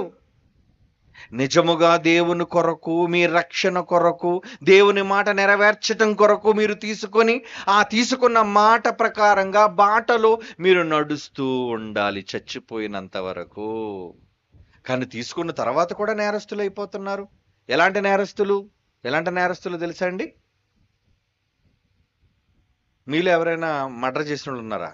ఏమండి, మీలో ఎవరైనా మనిషిని చంపిన వాళ్ళు ఉన్నారా? ఇలాంటి ప్రశ్నలు వేస్తున్నారు ఏంటంటే, మేమంటే ఏమనుకున్నారు? అసలు మేమంటే ఏంటి మీకు ఇంకా సరిగ్గా తెలియదు. మీరు తెలుసుకోకుండా అనవసరంగా ఎందుకంటే ప్రసన్నబాబు గారిని రప్పించారు, మమ్మల్ని వచ్చి ఎలాంటి ప్రశ్నలు వేస్తున్నాడు ఆయన ఏదో ప్రసంగం చేయకుండా మీలో ఎవరైనా మర్డర్ చేసిన వాళ్ళు ఉన్నారా? ఇదేనా అడగవలసిన ప్రశ్న? నేను బైబిల్లో ప్రశ్నే అడిగాను, మీకు చూపిస్తాను ఇప్పుడు, కంగారు పడకండి. ఏమండి, మా నోటి వెంబడి ఏ మాట వచ్చినా బైబిలులోనిదే. బైబిల్ కాదని ఏది చెప్పినా తప్పే కదా. మరి లేఖనాల పరిశోధనని రాశారుగా, చక్కగా పరిశోధించాలిగా. ఏమండి, మనలో ఎవరైనా మర్డర్ చేసిన వాళ్ళు ఉన్నారంటే ఎవరు లేరనే అంటాం. అందులో ఆడవాళ్ళు అయితే మగాళ్ళ పక్క చూసి వీలైనా చేస్తే చేయొచ్చేమో, కానీ మేమైతే అసలు చేయండి అనుకున్నారేమో.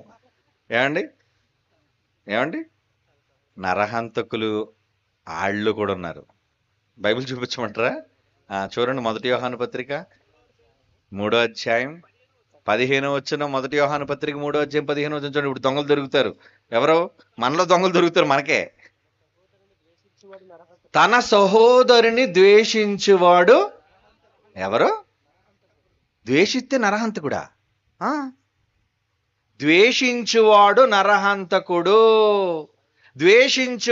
నరహంతకుడు. చిన్నిని చూసి నేనేం చేస్తున్నాను? ఏమంటే, ప్రేమగా ఉంటే పర్లేదు, బాగుంది. చిన్నిని చూసిన వెంటనే అని కారాల మిరియాలు నూరుతున్నాను అనుకోండి, నేను బయటికి చెప్పను. ఏమండి, బయటికి ఏమంటాను? బ్రదర్ చిన్ని ఎలా ఉన్నావు, బాగున్నావా? దరిద్రుడు ఎప్పుడు చచ్చిపోతాడు కానీ లోపల అనుకుంటాను నేను, ఎందుకంటే పడదు కదా నాకు. చిన్ని అంటే కోపం నాకు. ఏమండి, ద్వేషించడం అంటారు దాన్ని, అవునా? తన సహోదరుని ద్వేషించేవాడు ఒకళ్ళు, చిన్ని నేను ద్వేషించాను అనుకోండి, అప్పుడు ఏమవుతాను? నేనెవరో? మర్డరర్. అంటే నా చేతిలో పెద్ద కత్తి. నరహంతకులు అంటే ఎలా ఉంటారండి? మంచిగా అమాయకంగా ఉండండి.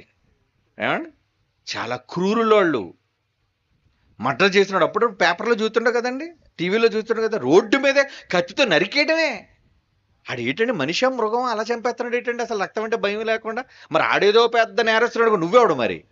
ఆ ఆడికంటే పెద్ద నేరస్తుడు మనం. నిజమండి. మనమేమో లోకంలో మనిషి ప్రాణాలు తీసిన వాళ్ళని చూసి వీడంతా నరహంతకులు నరహంతకులు, అబ్బో చెడ్డోళ్ళు పాపులు, నేను చాలా మంచోడు అనుకున్నావా? బైబిల్ ఏమంటుంది తెలుసా? ఏమండి? తన సహోదరుని ద్వేషించువాడు నరహంతకుడు. ఈ చట్టమైనా పర్వాలేదండి, ఈ చట్టం మనిషిని చంపితేనే నరహంతకుడు అంటది. కానీ బైబిల్ చట్టం ఏమంటుంది? నువ్వు చంపనవసరం లేదు, నీ పక్కనున్నవాడిని ద్వేషిస్తే చాలు. ఇప్పుడు మీరు నిజంగా అంతఃకరణ శుద్ధితో ఒక్కసారి మీరు ఎవరెవరు మీరు ద్వేషిస్తున్నారు, మీ మనస్సులో ఎవరెవరి మీద కోపాలు ఉన్నాయో నాకు చెప్పనవసరం లేదులేండి, మీరు జ్ఞాపకం చేసుకోండి చాలు. అప్పుడు మీరు మంచి వాళ్ళు లేదా నరహంతకులు మీకే అర్థమైపోద్ది. అవునా? నాకంటే ఎవరి మీద కోపం లేదండి, అసలు నాకు ఎవరితో విరోధమే లేదండి అని అన్నోళ్ళు ఎవరు ఉన్నారు మీతోనే? మీలో ఎవరైనా ఉన్నారా? అందులో ఆడోళ్ళకి మగోళ్ళు కన్నా ద్వేషాలు. ఎందుకంటే పక్కన అందరితోని కోపాలే, అందరితోని గొడవలే. ఏమన్నా? మగాళ్ళకి అందరితోని కోపాలే, అందరితోని గొడవలే. గుడికి వస్తారండి, ప్రార్థనకు వస్తారు, మరలా ప్రార్థనకు వచ్చి కూర్చొని ఒకళ్ళ ముఖం చూసుకొని ఇలా తిప్పేస్తారు ముఖం. ఎందుకు తిప్పేశావు? ప్రార్థనకే వచ్చావుగా, మరలా కూర్చొని చివరి బెంచ్లో కూర్చొని పాట పాడుతావు. ఏమండి? వాక్యం వింటావు, ఆశీర్వాదం తీసుకుంటావు, కానుక ఇచ్చేస్తావు, నీకు మిగిలింది దేవునికి ఇచ్చేసి అందరూ వందనాలు చెప్పుకుంటారు. కానీ ఒకరిని చూస్తే మాత్రం వీడికి వందనాలు నేను చెప్పను. నేను ఎందుకు వందనాలు చెప్పట్లేదు ఆడికి? చెప్పండి. యేసు ప్రభు అయితే ఏమన్నాడు? మీరు ఒకరితోనొకరు వందనములు చెప్పుకోండి అన్నాడా? సహోదరులందరూ వందనాలు చెప్పుకోండి అన్నాడా కాదా? మరి మీరు ఎందుకు వందనాలు చెప్పరు? ఏమండి? వాడితో ఏదో కోపం ఉంది అంటే, ఇప్పుడు కోపంతో మీరు వందనాలు చెప్పలేదంటే మీరు ఎవరన్నమాట? చేతిలో కత్తి ఊహించుకోండి, పేక్ కోసేడు ఊహించుకోండి. మరి ఆడోళ్ళు అందులో నరహంతకురాళ్ళు ఉన్నారు, నరహంతకులు ఉన్నారు. మనలో చాలా మంది ఉన్నారు నరహంతకులు. అయితే పోతే పొందిన నరహంతకులు అయితే తప్పే ఉందండి అనుకున్నారా? మొదటి యోహాను పత్రిక 3:15 చూడండి. తర్వాత మాట చదవలేదు మీరు, ముందు నుంచి చదవండి. తన సహోదరుని ద్వేషించువాడు నరహంతకుడు, ఏ నరహంతకుని యందు నిత్య జీవము ఉండదు. అంటే పరలోకానికి పోరనిచ్చాడు. ఇప్పుడు చెప్పండి, ఎవరి మీదైనా మీకు కోపం ఉందా? ఎవరి మీదైనా తల్లులారా, తండ్రులారా, తమ్ముళ్ళారా, అన్నలారా మీకు కోపం ఉంటే మీకు బంపర్ ఆఫ్ రేట్ అంటే మీరు పరలోకానికి పోరు. అది అవునా? అంటే పరిశుద్ధతలోనికి ప్రవేశం మీకు లేదు. మరి అదేంటంటే బాప్తిసం తీసేసుకున్నాడు, ప్రభు రక్తం కడిగేసింది, నేను వెళ్ళవు. ఎందుకంటే లోపలికి వచ్చి కూడా నువ్వు ఎలా ఉన్నావు? అందరి మీద కోపం, ద్వేషం, పళ్ళు బిగబడుతున్నావు, పళ్ళు నూరుతున్నావు, కిట్టని మాటలు చెప్తున్నావు, కాని మాటలు మాట్లాడుతున్నావు, తప్పుడు మాటలు మాట్లాడుతున్నావు అందరి మీద. అవునా? ఇలాంటి ఉంటారు చెప్పండి సంఘాల్లో. పక్కన ఒక చెవులోకి వెళ్తారు, ఏమండి ఆయన అసలు మంచోడు కాదండి, ఆవిడ ఉందండి బాబు, అబ్బాబ్బాబ్బాబ్బా చెప్పలేమండి బాబు ఆవిడ కోసం. ఏం చేసిందో చెప్పడు, అబ్బబ్బబ్బబ్బా అనేసరికి మనం ఎంత ఊహించేసుకుంటా ఉంటే అంత పాప. కానీ చెప్తున్నోళ్ళే పెద్ద పాప అని మీకు అర్థం కాలేదు, వింటున్న నువ్వు ఇంకా పెద్ద పాప అని నీకు అర్థం కాలేదు. ఎవరి పాపాల కోసం ఇద్దరు చెవులు కొరికేసుకుంటుంటారు. ఎందుక మూలకెళ్ళి మాట్లాడుతున్నారు? ఏంటి సీక్రెట్? ఏమండి రహస్యంగా మాట్లాడవలసిన అవసరం ఏముందండి? తప్పు లేనప్పుడు, అందరూ వినవలసింది అయినప్పుడు మళ్ళీ పక్కకి తీసుకెళ్ళి మాట్లాడుతున్నాం ఏంటి? అంటే ఏదో ఎవరో వినకూడదు నీ దగ్గర ఉందన్నమాట. అంటే ఇప్పుడు నువ్వేమవుతావన్నమాట? నరహంతకుడివి, నరహంతకురాలివి. అప్పుడు మీకు నిత్యజీవం వస్తుందా? రాదా? రాదు, మీరు పోరు. మరి ఇప్పుడు ఎలాగా? మరి ఎలాగండి? ఇప్పుడు మాకు చాలా మంది మీద కోపాలు ఉన్నాయండి బాబు, ఏం చేయమంటారు? పరలోకం రాదా? రాదు. బైబిల్లో రాసుకోండి ప్రారంభంలోనే, నేను ద్వేషించినంత వరకు నేను పరలోకానికి పోను అని. మరి ఏం చేయాలి అర్జెంటుగా? అయితే నేను ఎవరిని ద్వేషించను అని రాసుకోవాలి. మరి అలా చెయ్యాలంటే ఏం చేయాలో తెలుసా? మత్తయి సువార్త యేసుప్రభు చెప్తున్న చూడండి, 5వ అధ్యాయం 23, 24 చూడండి. 23 మత్తయి సువార్త 5వ అధ్యాయం 23 చదవండి అందరూ, మీకు దానికి విముక్తి. కావున బలిపీఠమునొద్దను అర్పణ అర్పించిన గుడికి వచ్చేసావు ప్రార్థన చేయడానికి, కానుక 500 రూపాయలు మొత్తానికి జోబులో పెట్టుకుని వచ్చేసావు అర్పణ ఇవ్వడానికి దేవుడికి.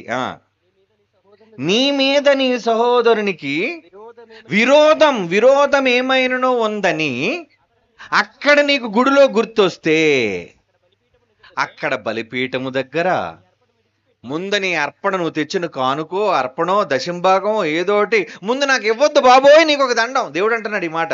ముందు నీ కానుక నాకు వద్దు, ముందు నీ అర్పణ నాకు వద్దు. మరి ఏం చేయమన్నాడు? మొదట అంటారు చూడండి, ఫస్ట్ మొదట వెళ్ళి మీ సహోదరునితో సమాధానపడుము. ఆ తర్వాత రా, ఇద్దరు ఫ్రెండ్షిప్ అయిపోయిన తర్వాత అప్పుడు నువ్వు తీసుకొచ్చింది నాకు నేను తీసుకుంటాను. అంటే ఇప్పుడు దేవుడు దేనికి ప్రాధాన్యతనిస్తున్నాడు చెప్పండి? నువ్వు ముందు నా దగ్గరకు రావాలి అంటే, నువ్వు ఇచ్చింది ఏమైనా నేను తీసుకోవాలి అంటే, ముందు నీ సహోదరునితో సమాధానం పడ్డ తర్వాతే రా నా దగ్గరికి. అంతవరకు కనబడదు పో అంటాడు. కానీ అందరితో గొడవలు పెట్టుకుంటాం, దేవుడి దగ్గర మాత్రం ముందు వెళ్ళిపోతుంది. దేవుడు దేవుడు దేవుడు దేవుడు దేవుడు నిన్ను రానివ్వడు. ఎక్కడికి? గుడిలోకి రానిస్తారు. పాపం అయ్యగారికి తెలియదు కదండి, పాపం సేవకుడు కాపర మంచోడు కదా, ఆయన మీరు ఎలాంటి వాళ్ళు తెలియదు కాబట్టి మీరు మంచోళ్ళు అనుకుంటాడు. కానీ దేవుడికి మాత్రం నువ్వు ఎంతమంది మీద ద్వేషించావో, ఎంతమంది మీద కోపాలు పెట్టుకున్నావో ఆయనకి తెలుసు. కానీ వాళ్ళందరితో సమాధాన పడకుండా గుడికి వచ్చి నువ్వేం చేస్తావు? పాట పాడతావా? కానుకిస్తావా? అర్పణ అర్పిస్తావా? దక్షిణ భాగం ఇస్తావా? నాకు వద్దు, వెళ్ళిపో, ముందు వెళ్ళిపో. ముందెళ్ళి సమాధాన పడ్డ తర్వాత నా దగ్గరికి రా. ఏమంటే ఈ మాట నేను చెప్పానా? బైబిల్లో దేవుడు చెప్పాడా? దేవుడే చెప్పాడు, నీతో చెప్పాడు. అంటే ఇప్పుడు సమాధాన పడ్డం ముఖ్యమా? బాగా వినండి, సమాధాన పడ్డం ముఖ్యమా, ముందు అర్పణ ఇవ్వడం ముఖ్యమా? సమాధాన పడటమే ముఖ్యం. అంటే ఎవరితోనూ శత్రుత్వం వద్దు. ఎవరి విరోధులండి మనకి? ఈరోజు క్రైస్తవులు విరోధులండి. అదేంటండి? అందరినీ క్షమించవలసిన మనకేంటండి ఎవరితో విరోధం అండి?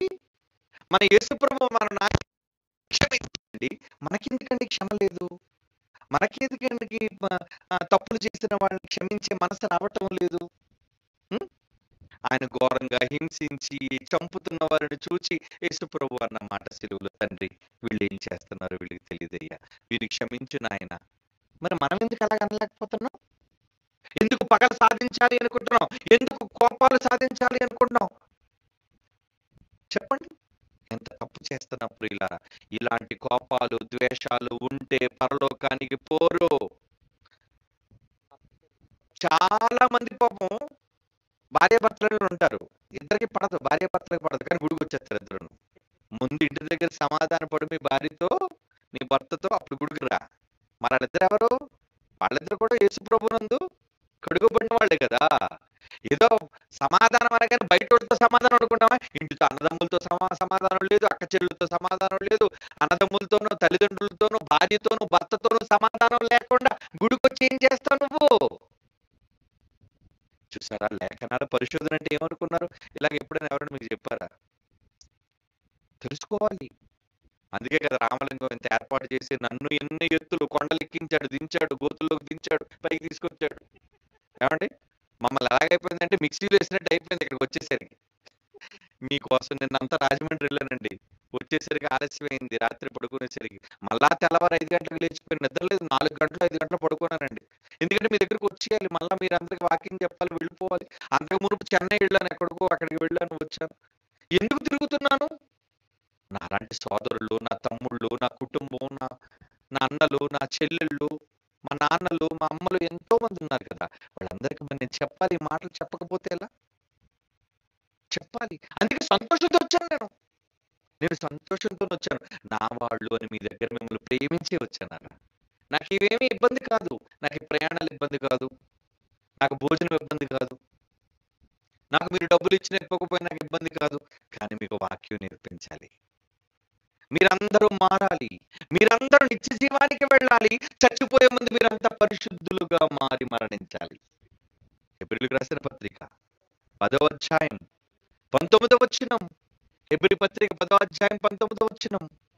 సహోదరులారా, యేసు మన కొరకు ప్రతిష్ఠించిన మార్గమున అనగా నూతనమైనది, ఇదిగో ఈ లేఖనాల పరిశోధన ద్వారా ఒక కొత్త మార్గం బైబిల్లో దేవుడు మనకు చూపించాడు. నూతనమైన జీవము గలది ఆయన శరీరము అని తెర ద్వారా ఏర్పరచబడిన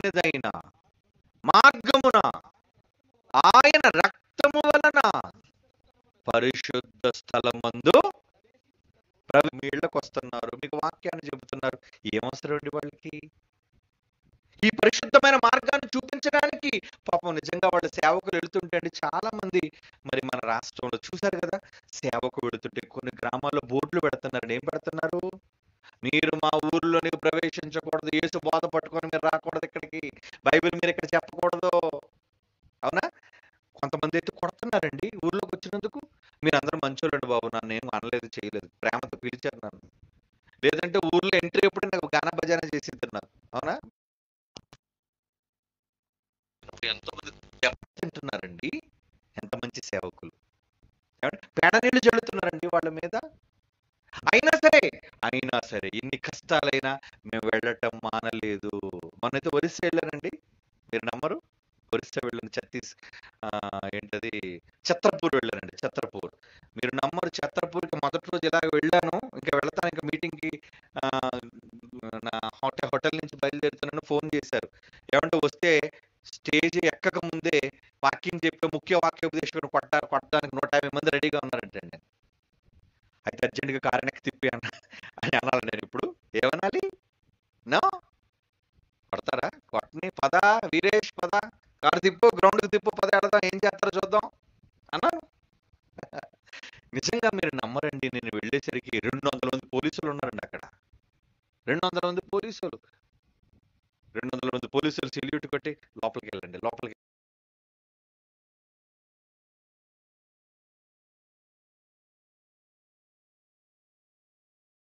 కూడా ఏమనరట. ఏమండి, పిలిచినందుకు రామలింగాన్ని కూడా ఏమనరు, ముందు నన్ను ఉతుకుతారు. ఏమండి, నిజానికి నేను వెనకడుగు వేయకుండా దేవుని కోసం ముందుకు వెళితే దేవుడు తను ఏర్పాటు చేశాడు. 200 మంది పోలీసులు పెద్ద వ్యాన్తో వచ్చేసి, మీరు నమ్మరు, 3 రోజులు పోలీసులు ఉన్నారండి. ఎవ్వరూ రాలేదండి ఏమనడానికి. చక్కగా వాక్యం చెప్పానండి, చక్కగా వచ్చేసానండి. అంటే మనం వెళ్ళడానికి వెనకాడడం కూడదు. కష్టమైన, ఇబ్బంది అయినా, ఇరుకైనా చెప్పడానికి వెళ్ళాలి. ఎందుకంటే ఈ మార్గం తెలియదు, పరిశుద్ధ మార్గంలోనికి వెళ్ళాలి కదా. మీరంతా ఎప్పుడు నడుస్తారో మరి మార్గంలోనికి? మీరు చెప్పాలి. మీరు తెలుసుకుంటేనే కదా, చచ్చిపోయే ముందు విషయాలు తెలుసుకుంటేనే కదా పరిశుద్ధులుగా మీరు కన్ను మోస్తారు. అప్పుడు పరిశుద్ధుని యొక్క మార్గంలో పరిశుద్ధుడైన మీ తండ్రిని చూడడానికి మీరు వెళ్ళిపోతారు. అందుకే కదా యేసుప్రభు పరిశుద్ధుడిగా మీకోసం రక్తం కార్చాడు. మరి రక్తం కార్చినందుకు ఆయనలో బాప్తీసం తీసుకున్న మీరు, బాప్తీసం తీసుకున్న తర్వాత పరిశుద్ధులుగా మీరు ఎంతమంది ఉన్నారు చెప్పండి? మళ్ళీ ఎంతోమంది నరహంతకులు అందులో ఉన్నారు, పరలోకానికి పోరు వాళ్ళంతా. కనుక ఇప్పుడు ఏం చేయాలి? బైబిల్ చెప్పిన ప్రకారంగా మన పరిశుద్ధతను కాపాడుకుంటూ దేవుని పనిని చేయడానికి గ్రామాలు, పట్టణాలు, పల్లెలు వెళుతూ అనేక మందికి ప్రకటిస్తూ ఆత్మలను రక్షించాలి. ఈ నిజాలు చెప్పాలి, అనేక మందిని దేవుని వైపు తిప్పాలి, క్రీస్తు చూపించిన నేనే మార్గము అన్న బాటలోనికి నడిపించాలి. అది ఎవరి బాధ్యత? మీదే. నేనొక్కడే అన్ని ప్రాంతాలను తిరుగుతానండి.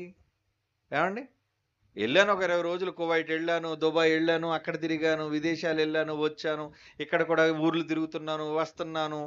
ఏమండి, నేను ఒక్కడే ప్రపంచం అంతా తిరగగలనా? మరి మీరెవరు తిరగరా? మీరు కూడా వెళ్ళండి. అందుకే యేసుప్రభు వెళ్ళిపోతే ఏమన్నాడు? మీరు సర్వలోకమునకు వెళ్ళి సర్వ సృష్టికి సువార్త ప్రకటించండి. సువార్త చెప్పరా? మీరెవరు చెప్పరా? నేను ఒక్కడనే చెప్పాలా? మరి నేర్చుకోండి, మీకు పాఠాలు నేర్పిస్తారు కూడా. ఎంతోమంది లెక్చరర్లు ఉన్నారు, ఎంతోమంది బైబిల్ విద్య నేర్చుకున్న వాళ్ళు ఉన్నారు. మీరు నేర్చుకోండి, నాలా మీరు నేర్చుకోండి, నాలా మీరు ప్రకటించండి, నాలా మీరు వాక్యోపదేశకులు అవ్వండి. ఎంతోమంది మిమ్మల్ని ఆహ్వానిస్తారు, వాళ్ళందరికీ మాటలు చెప్పండి. ఎంతోమందిని మనం కాపాడాలి, సత్య మార్గంలోనికి నడిపించాలి. నడిపించాలి అంటే దానికి త్యాగాలు అవసరం, దానికి కష్టాలు అవసరం, దానికి ఎంతో ఖర్చు అవసరం. మరి ఇవన్నీ ఖర్చు పెట్టకపోతే ఎలా? మేమేం చేయగలమండి, పేదోళ్ళం అండి, మేము ఖర్చు పెట్టలేమండి అంటారా? ఇదే కదండి సాగు చెప్తారు. నేనేం చేయగలనండి, నా దగ్గర అంత డబ్బు లేదండి, నేను మీటింగ్ పెట్టలేనండి, నేను ఎవరిని పిలవలేనండి. రోగం వచ్చి హాస్పిటల్లో జాయిన్ అయిన తర్వాత డాక్టర్ అన్నాడు, అర్జెంటుగా నువ్వు 5 లక్షలు పట్టుకొస్తేనే బతుకుతాను అన్నావు అనుకోబడి, నేను ఇవ్వలేను అంటారా? అమ్మమ్మ డాక్టర్ గారు, ఇంట్లో పొలమైనా అమ్మేస్తానండి, బంగారమే నమ్మేస్తానండి. ఏ నిన్ను బతికించుకోవడానికి మాత్రం డబ్బులు మాత్రం ఎన్ని లక్షలైనా వస్తాయే? అదే దేవుడి కోసం అంటే మాత్రం అన్ని వంకలే కారణాలు. లేవండి, రావండి, పేదోడినండి. అవునా? నిన్ను నువ్వు నీ కుటుంబాన్ని బతికించుకోవడానికి తలకాయని తాకట్టు పెడతావే, మరి దేవుడు పని చేయడానికి ఎందుకు నువ్వు త్యాగం చెయ్యవు? దేవుడు అడుగుతాడు, మిమ్మల్ని నిలదీసి అడుగుతాడు. అప్పుడు మీరు దోషులుగా కనబడతారు, అపవిత్రులుగా కనబడతారు. వద్దరా, అలా కనబడకండి. మీరు మంచి పిల్లలు, నాకు తెలుసు. ఎక్కడో 100 కిలోమీటర్లు 150 కిలోమీటర్ల నుంచి కూడా వచ్చారు మీలో చాలా మంది వాక్యం వినడానికి. Very good. దేవుడు మిమ్మల్ని అందరినీ దీవించాలి. బాగా దేవుని జ్ఞానం నేర్చుకోండి. మీరందరూ పరలోకానికి వెళ్ళాలి. వెళ్ళాలి అంటే సహోదరులను ప్రేమించండి, ఎవరిని ద్వేషించొద్దు, ఏ సంఘాన్ని ద్వేషించొద్దు, ఏ కాపరిని ద్వేషించొద్దు. అందరితో సమాధానంగా ఉండండి, అందరితో ప్రేమగా ఉండండి, అందరికీ వాక్యం చెప్పండి. అలా చెప్పాలంటే ముందు మీరు బాగా వాక్యం నేర్చుకోండి. మీరు నేర్చుకుంటే అప్పుడు అనేక మందికి మీరు చెబితే అప్పుడు మీ పరలోకంలో ఎక్కువ జీతాన్ని మీరు సంపాదించుకున్న వాళ్ళు అవుతారు. అలా మీరు సంపాదించుకున్న వాళ్ళు కావాలి అంటే తప్పనిసరిగా ఇలాంటి ఎన్నో కార్యక్రమాలు మీ మీ ప్రాంతాల్లో మీరు చెయ్యండి. ఎంతోమంది అన్నలు ఉన్నారు, ఎంతోమంది సేవకులు ఉన్నారు. వాళ్ళందరినీ పిలిపించేటువంటి మాటలు వినిపించండి. అది మీకు పరలోకంలో ఎంతో జీతాన్ని సంపాదించి పెడతాయి, ప్రతిఫలాన్ని సంపాదించి పెడతాయి. అలా మీరంతా పరలోకానికి చేరే పరిశుద్ధుని రక్తం వల్ల పవిత్రులుగా కడుగబడిన పరిశుద్ధులుగా మీరందరూ కూడా పరిశుద్ధ లోకంలోనికి ప్రవేశించాలని మీ అన్నయ్యగా హృదయపూర్వకంగా నేను కోరుకుంటూ మీ అందరి దగ్గర సెలవు తీసుకుంటున్నాను. God bless you all. కళ్ళు మూసుకోండి, ప్రార్థన చేసుకుందాం. పరిశుద్ధుడు అయిన తండ్రి, ఇదిగో నీ కుటుంబం, నా కుటుంబం అయిన పిల్లలందరి దగ్గరికి మీరు నన్ను తీసుకొచ్చారు. ఈ మాటలు వాళ్ళకి వినిపించాము తండ్రి. వాళ్ళ హృదయాలను తెరవండి, వాళ్ళ మనస్సులు మారాలి. ఎవరిని ద్వేషించకుండా అందరినీ ప్రేమిస్తూ మంచి మనస్సుతో మీ కుమారుని యొక్క రాజ్య సువార్తను ప్రకటించేవారుగా ఉండుటకు సహాయం దయచేయండి. ఇదిగో నీ కుమారుడు రామలింగం ఈ వన్య ప్రాంతంలో నీ పిల్లలైన వాళ్ళందరికీ తండ్రి వాక్యాన్ని వినిపించడానికి ఎందరో నాయకులైన వాళ్ళని, కాపరులైన వాళ్ళతో కలిసి సేవ చేస్తుండగా వాని సేవను బహుగా విస్తరింపచేయండి, ఫలింపచేయండి. ఇక్కడ కూడి వచ్చిన ప్రతి బిడ్డ కొరకు ప్రార్థిస్తున్నాం. ఎంతో దూరాల నుంచి వచ్చారు నాయన, క్షేమంగా వారందరినీ వారి వారి గృహాలకు చేర్చండి. ఇక్కడున్న సంఘాలను దీవించండి, కాపరులను దీవించండి, నాయకులను దీవించండి, గ్రామ ప్రజలను దీవించండి. వాళ్ళు హైందువులైనా, ఇస్లాం వాళ్ళైనా, క్రైస్తవులైనా అందరినీ మీరు దీవించండి. అందరూ మీ కుమారుని యొక్క ప్రేమ మార్గాన్ని ఎరగగలుగుటకు సహాయం దయచేయండి. ఈ కార్యక్రమం కోసం ఎంతమంది పిల్లలు సహకరించారో వారిని, వారి కుటుంబాలను మీ చల్లని అనుగ్రహంతో, మీ కృపా కటాక్షములతో వారి గృహాలను ఆదరించి కాపాడవలసిందిగా ప్రార్థిస్తూ మా అందరి జీవితాల్లో మీరు చేస్తున్న మేలులను బట్టి కృతజ్ఞతాస్తుతులు చెల్లిస్తూ యేసుక్రీస్తు వారి పరిశుద్ధమైన నామములో ఈ ప్రార్థన మీకు సమర్పించుచున్నాము తండ్రి. Amen. God bless you all.